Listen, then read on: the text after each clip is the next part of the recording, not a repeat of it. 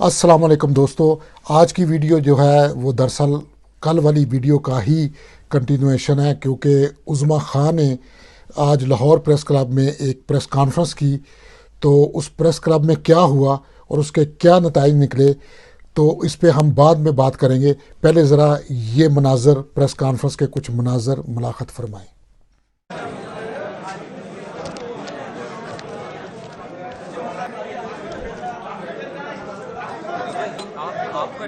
मियां अली अशफाक, यार मैं रिप्रेजेंट कर रहा हूँ, वकील मैं रिप्रेजेंट कर रहा हूँ उस्मा को, लॉयर हूँ इसका। मियां अली अशफाक।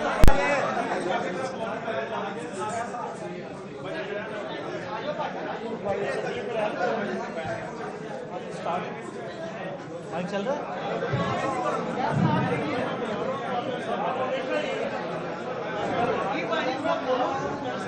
जी जी जी जनाब, जी जनाब, आवाज़ आ रही है। चलो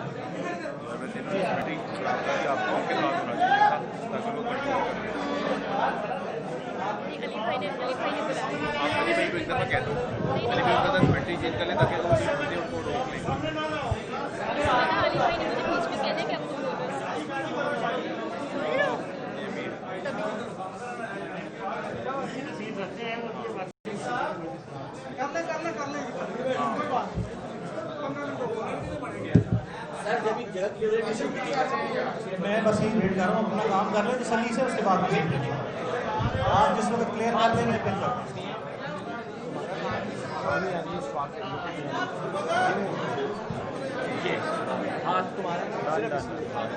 कोई फर्क नहीं पड़ता। ये वीडियो पे सारी दुनिया आगे समझ मैं कोई कॉल आएगी तुम काटो, तुम्हारी छोड़ने में कर देता हूँ।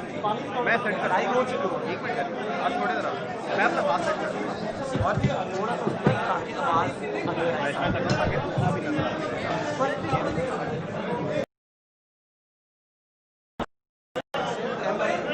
मैंने ना स्टार्ट में ही सारी रिस्पॉन्सिबिलिटी और बर्डन शिफ्ट कर देना मीडिया पे कि तुम आ गए हो, लेकिन क्या ये सवाल है कि ये ब्रॉडकास्टिंग भी होगी, क्या ये सेंसरशिप तो नहीं होगी? करेंगे ना, हम प्रेस क्लब पहुंच चुके हैं और काइंडली अगर आवाज़ नहीं आ रही प्लीज कमेंट करके लिखो। भाई मैं आप मेरी आप फैमिली से पूछ लें, अगर वो बोलना चाहती है तो बोल लेती है। आप पूछें, वो बोलना चाहती है, आप उनकी कंसेंट के बगैर तो नहीं उनको कह सकते बोलने का, आप वो तो नहीं कह सकते। हाँ वो कर देते हैं, आपके सवाल जवाब पे आएंगे।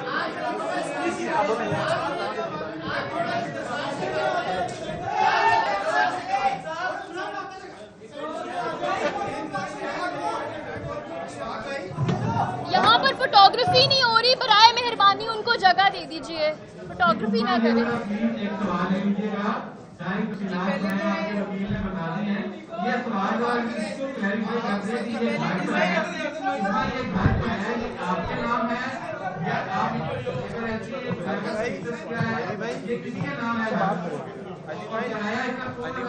उस्मानी बोली और दूसरी बात सोशल मीडिया में वायरल वीडियो प्रेस कॉन्फ्रेंस आप कंटिन्यू रखें। जी पहले तो मैं आप सबका शुक्रिया अदा करना चाहती हूँ आज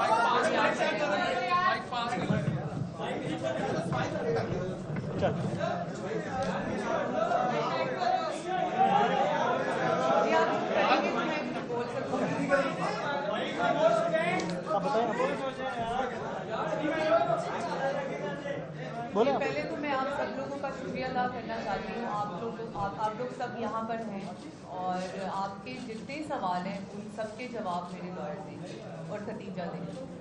आपने जिस तरह के सवाल करने हैं, आप सब सवालों के जवाब मेरे लॉयर और खतीजा देंगे। आप जरा प्लीज मेहरबानी करें, मैं बातें बता रहा हूं। दूसरा ये है कि ये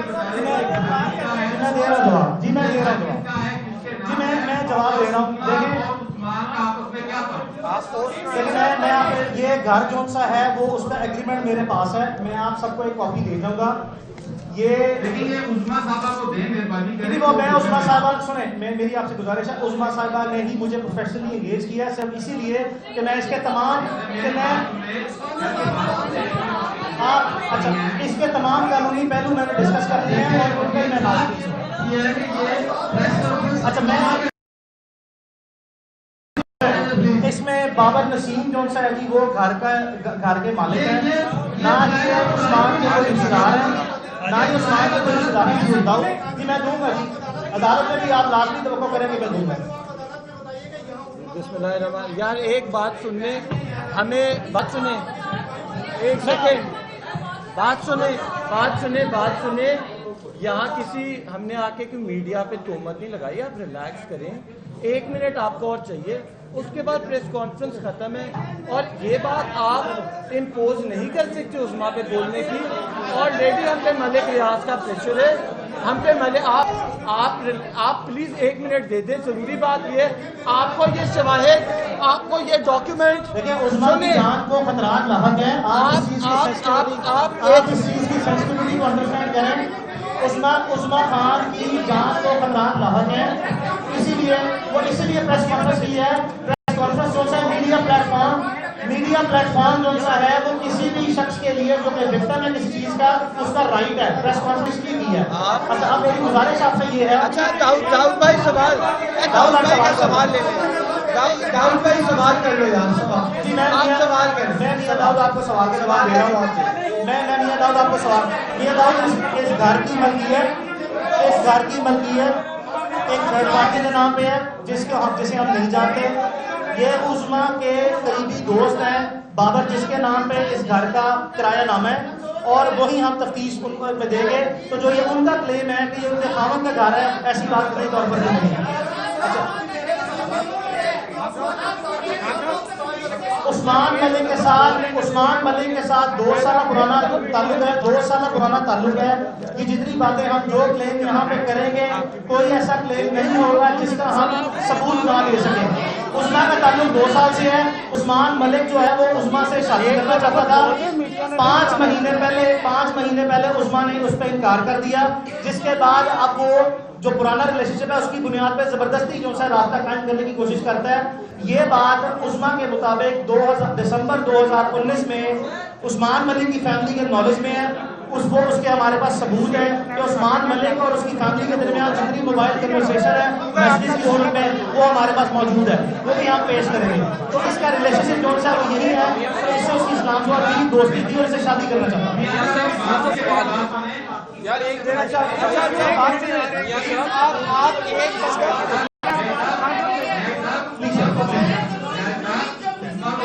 हाँ कर ले। अच्छा बात सुने तो उस्मा, आप लोगों के उस्मा मैं आपके सामने कहना चाहता हूँ, उस्मा मुकम्मल तौर पर आज़ाद है। वो जितनी बात करना चाहे करें, वो जिस सवाल का जवाब दें वो दें।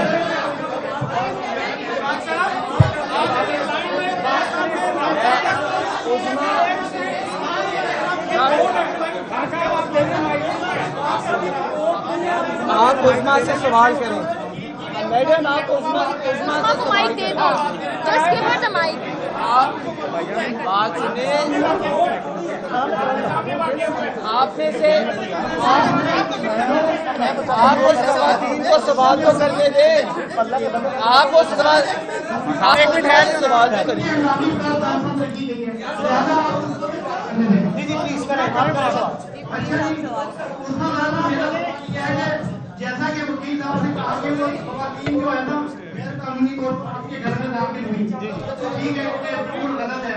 लेकिन सवाल ये है कि आधी रात को उस्मान मलिक आपके घर क्या कर रहा था, और क्या अखलाकी के रास्ते या अखलाकी जमहूरियत पर हम ये वोट कर सकते हैं कि कोई बंदा रात के वक्त 2 खवातीन बंदा आपके ये नहीं मेरा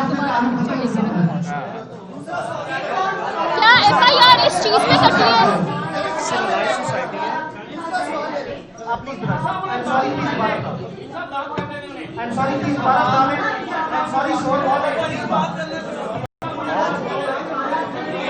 आवाज नहीं आ रही।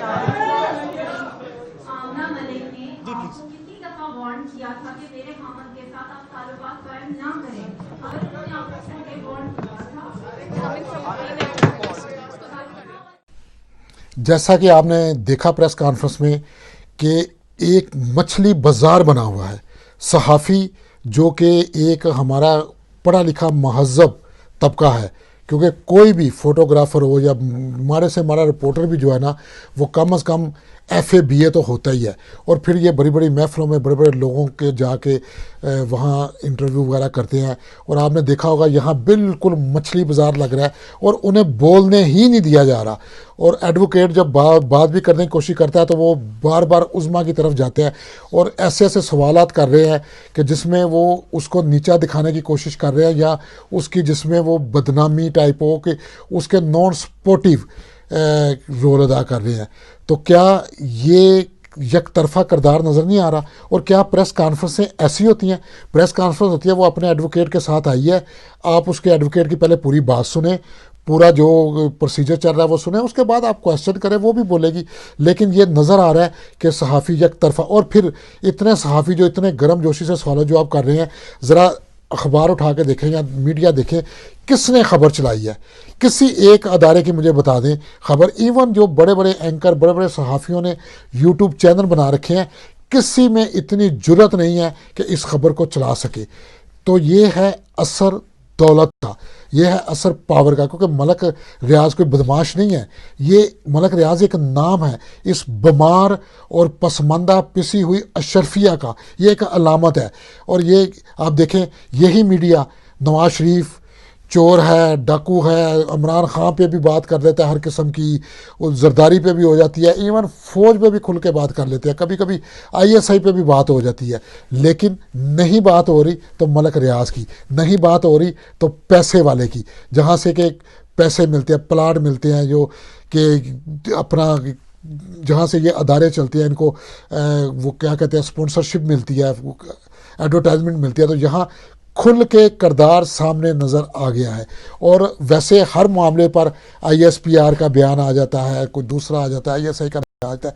कम से कम सरकारी सतह पे, किसी अदारे की सरकारी सतह पे ही थोड़ी सी कोई मजम्मत ही आ जाती, जो उन्होंने दंदनाते हुए कहा कि बुलाओ ISI वालों को और उठाओ कि बीबी आपने किस कैपेसिटी से कह दिया है। तो ये जो है ना मलक रियाज साहब, जैसे मैंने कल कहा कि पहिए लगाते हैं फाइलों को, तो ये है पुराने ज़माने में हम सुनते थे डाकुओं चोरों की कहानी है। ये तो एक कहानी है जो खुद थोड़ी सी बाहर आ गई है इनकी अपनी गलतियों की वजह से। वरना पाकिस्तान में बैरिया टाउन और दूसरे जो इनके मंसूबे हैं, उनके लिए कितने घर बर्बाद हुए, कितने लोगों की पूरी उम्र की कमाई चली गई, कितने लोगों का खून पसीना शामिल है इन बैरिया टाउनों में। और उसके बाद मलक रियाज ने किस तरह से इनको नवाजा हुआ है, किस तरह लाहौर के बैरिया टाउन में उसने बिलावल हाउस दिया, किस तरह कराची में उसने पाकिस्तान की बल्कि सैर एशिया की सबसे बड़ी मस्जिद दी, किस तरह ये सारे वो लंगर खाने चल रहे हैं। क्योंकि लूटे जाओ, वो होता है ना, रात को डाकू लूटता है और दिन को थोड़ा बहुत दान कर देता है। तो ये जो दान, ये जो मस्जिदें, मंदिर, ये जो नज़र आ रहे हैं, क्या कहते हैं, मजहबी जमातों को देना, ये सब लूट मार को पर्दा डालना है, उन पर उनको रिश्वत देना है। और ये हमें खुल के नज़र आ रहा है, क्योंकि हमारा मीडिया, हमारे अदारे, हमारे सब खामोश हैं, हर तरफ खामोशी तारी है। बिल्कुल वही। एक और जो इंतहाई अफसोसनाक बात है वो है हमारे आर्टिस्टों का किरदार। हमारे जो आर्टिस्ट कम्युनिटी है वो भी अपनी जो साथी है, जो कुलीग है, उसके साथ नहीं खड़े हुए। एक दो आर्टिस्टों ने ट्वीट तो किया है, लेकिन आज प्रेस कॉन्फ्रेंस में क्या ही अच्छा होता, कुछ आर्टिस्ट, फीमेल आर्टिस्ट इसके साथ खड़ी होती और अपने इजहार यकजहती करती। लेकिन आर्टिस्टों के अंदर भी प्रोफेशनल क्या कहते हैं, कंपटीशन और जेलसी इतनी ज़्यादा है, और अपोताप जिसे कहते हैं पंजाबी में पड़ी हुई है, कि एक दूसरे के साथ खड़े होने के लिए तैयार नहीं। वैसे तो बड़े कुछ आर्टिस्ट हैं, उन्हें मीडिया में आने का बड़ा शौक़ है, कभी वो ह्यूमन राइट्स के नाम पे, कभी किसी नाम पे, कभी दुपट्टा लेके, कभी दुपट्टा उतार के हर दफ़ा मीडिया में रहती हैं। ये मौका था अपनी कम्युनिटी, अपनी आपकी कुलीग के साथ एक ज़्यादती हुई है, एक ताकतवर तबके ने आपके साथ एक इतनी बड़ी ज़्यादती की है, तो उसके साथ खड़े हों, यकजहती का इज़हार करें। लेकिन नहीं, वो भी कहीं हमें नज़र नहीं आ रही। और फिर सबसे जो घटिया और अफसोसनाक, जो सोशल मीडिया पे बाद फेसबुक पे लोग वो डिफेंड कर रहे हैं उनको कि जी वो अपना घर बचाने गई हैं, वो मजलूम हैं, वो ये है। यार रियली इस बीमार कौम का क्या इलाज किया जाए? मैं तो कहता हूँ कि लगता है कभी कभी कि पाकिस्तान जो है ना, वो एक ऐसा पागल खाना बन चुका है जहाँ से डॉक्टरों को बाहर निकाल दिया है और दानश्वर का अंदर आना मना है। बात समझ आई? नहीं आई, मुझे भी नहीं आई। अल्लाह हाफिज़।